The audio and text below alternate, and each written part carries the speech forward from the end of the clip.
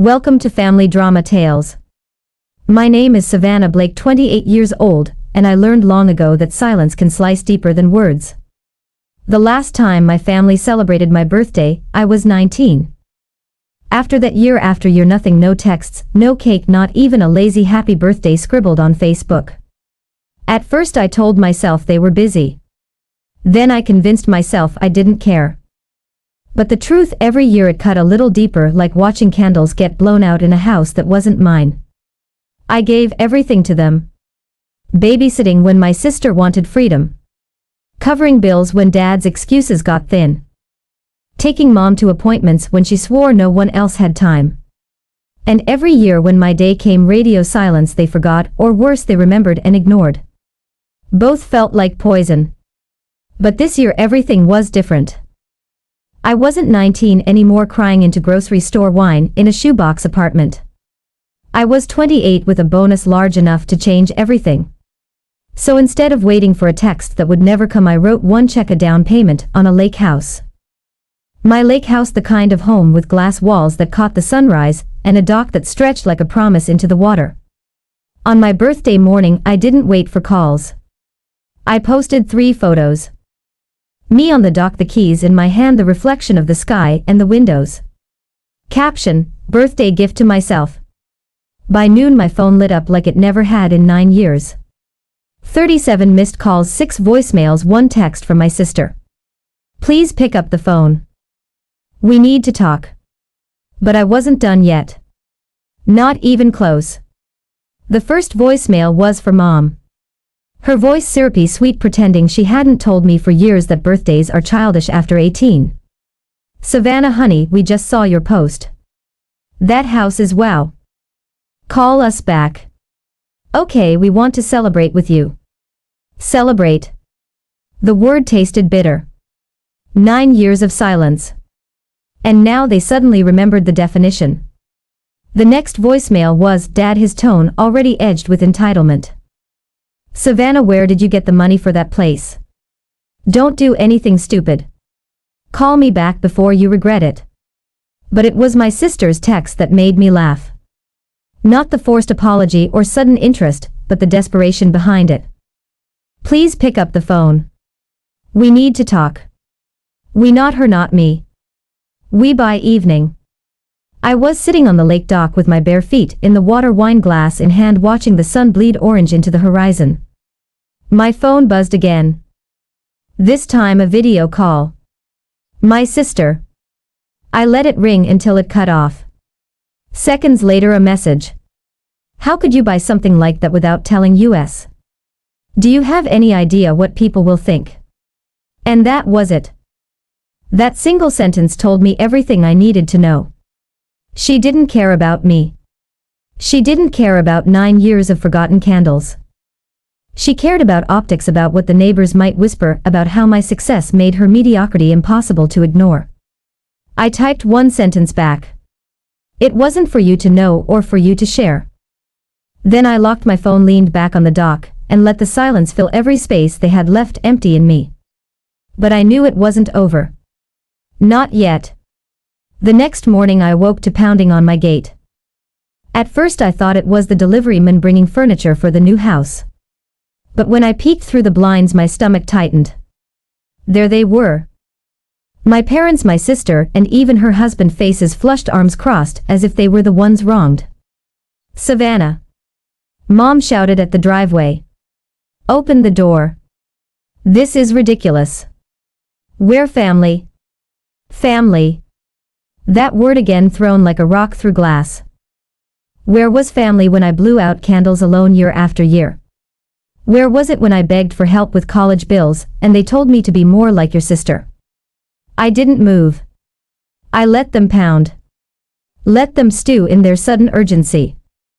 My phone lit up with another text from Dad. We're outside. We're not leaving until you let us in. Finally, after 20 minutes of their noise echoing through the trees, I opened the second-story window and leaned out. Calm as the lake behind me. You forgot me for 9 years, I said. Voice steady. I guess I forgot to invite you in. The silence that followed was beautiful. My sister's husband shifted uncomfortably, muttering something about the neighbors watching. My sister hissed at him to shut up. Mom looked like she might faint and Dad's jaw clenched so tightly. I could hear his teeth grind from above. Savannah, stop being dramatic. Mom finally barked. That house is too big for you alone. We can help you manage it. It's what's best for all of us. There was the real reason, not love, not guilt, control. I smiled. Then you'd better start managing your disappointment, because this place doesn't recognize your name. And I closed the window. That night I sat on the deck overlooking the water, the moon glowing like silver paint on the rippling surface. My phone buzzed again. Dozens of unread messages. A group chat that had been silent for years suddenly roaring back to life. My sister, Savannah, come on. Don't be cruel. We just want to celebrate with you. Mom, we made mistakes, but you can't hold grudges forever. Let us in. Dad, we're not leaving until we talk. Answer the door. I let the screen dim and placed it face down. Their words didn't pull at me like they once would have. In fact, they rang hollow. Cheap coins tossed into a fountain, hoping to buy back years they had thrown away. Then came the call. My boss, Savannah, his voice carried warmth. Did you get my email? Your project just landed us a major client. The bonus is confirmed. 6 figures already in your account. I laughed softly, shaking my head at the timing. Here I was finally seeing how wealth and recognition attracted those who once dismissed me. My so-called family banging at my gate, while the people who believed in me, people I had chosen, were the ones celebrating my success. When I hung up, I walked back inside, poured myself a glass of wine, and turned on the security cameras. There they were, still camped outside like beggars who had lost their kingdom. My sister paced, her husband smoked. My mom whispered angrily at my dad. For years I dreamed of being accepted. Now I didn't crave their approval. I wanted them to feel the sting of absence, the chill of being locked out. And for the first time, I realized maybe revenge wasn't allowed. Maybe it was just silence and steel gates that never opened. The next morning I woke up to pounding on the lake house gate. Through the monitor I saw my sister clutching balloons and a half-melted cake. Mascara streaked down her face. Mom shouted into the camera, her voice cracking. Savannah, please. You're humiliating us. The neighbors can see. Neighbors. That word made me smile. For 9 years I was invisible, forgotten on birthdays, dismissed at holidays, erased in family photos. But now their fear wasn't about me. It was about appearances. About the image they carefully curated being shattered by the reality I had chosen to expose. I brewed my coffee slowly, letting their pleas echo outside, and finally opened the intercom. My voice was steady, calm, almost cold. Do you remember my 21st birthday? I waited at home. Cake melting on the counter. Nobody came. You said you lost track of time. That was the year I stopped believing you'd ever remember me. Silence outside. Now I continued. This house, this life, this peace. None of you had a hand in it. You don't get to share it. Not now. Not ever. My sister burst into tears, slamming her fist against the gate. You're cruel, Savannah. Family forgives. I tilted my head, sipping my coffee. Family doesn't forget birthdays for 9 years straight. Family doesn't show up only when money's on the table. The balloon slipped from her grip, floating upward, disappearing into the sky. They all stood frozen, faces pale, eyes wide, like they were seeing me for the first time. I didn't yell. I didn't cry. I just pressed the button, turned off the camera feed, and let silence wrap around me like a shield. For once I wasn't the forgotten one. I was unforgettable. The calls didn't stop. By evening my phone showed over 80 missed calls. Voicemails poured in. First angry, then pleading, then desperate. My brother's voice cracked through one. Savannah, you're tearing this family apart. Just answer. Okay. I leaned back in my chair, watching the sun sink behind the lake, its golden reflection dancing across the water. The peace here was priceless and no apology, real or fake, could ever buy it back. Then came a message from Mom. Fine, if you won't answer, we'll come back with the lawyer. That house was supposed to be ours. Ours.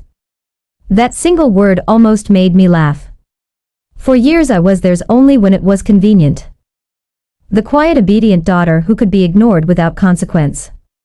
But when money or property was involved, suddenly I was family again. I opened my laptop and pulled up my name. Savannah Carter was printed in bold. The ink was dry. The purchase final. This house wasn't theirs. Wasn't shared, wasn't up for debate. That night as the moon rose, I typed a single post and hit publish. Family doesn't forget for nearly a decade. Family doesn't remember only when there's something to take. Today I choose myself and I'll keep choosing myself. Within hours my phone buzzed with messages, not from family, but from old friends, colleagues, even strangers who read between the lines. Their words poured in. Proud of you. Brave, inspiring. For the first time in years I felt seen. Truly seen. And when my sister texted again, please Savannah, let's talk. We'll make it right. I stared at the screen for a long moment before powering the phone off. The silence was freedom. The next morning, pounding rattled the lake house door. Voices carried through the wood, angry, demanding, Savannah, open up. Mom's tone was sharp, the same commanding voice she used when I was a teenager, when I was expected to obey without question. I didn't move. I let the echo of their fists fade into the stillness of the house. Minutes later my sister's voice joined in, high-pitched and frantic. Please, we just need to talk. You don't understand what you're doing. Oh, but I did. I understood perfectly. For years they left me to celebrate my birthdays alone, excusing it with half-hearted apologies or worse, silence. They had celebrated each other with grand parties, cakes, vacations, while I faded into the background. Now they wanted to be heard, to be recognized, to be acknowledged. Through the glass I watched them pacing on the porch, faces red with rage and panic. My brother shouted about family bonds. Dad threatened legal action and Mom cried, insisting they were just overwhelmed all those years. I let the scene play out like a private performance. And then, without opening the door, I walked calmly to the garage, pressed the button, and rolled out of my car. As I drove past, their heads whipped around. My mom ran toward the car, waving her arms, screaming my name. My sister clutched her phone, dialing someone frantically. I slowed the car just enough to lower the window, my voice cutting through the cold winter air. You all had 9 years to remember me. 9 years to show up. Today I remember myself. Goodbye. I rolled the window back up and pressed the accelerator, leaving their voices behind. The road ahead felt like the first true birthday gift I'd ever received. I returned to the lake house that evening, the sky painted in shades of violet and gold. The quiet lapping of water against the shore was the only sound. No pounding on the door. No calls, just silence. Inside I opened a bottle of wine and sat by the fireplace. My phone lay on the table, buzzing every few minutes.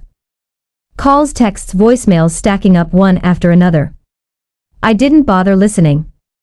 I already knew what they would say. Savannah, you're overreacting. Family doesn't abandon family. You're selfish. But selfish.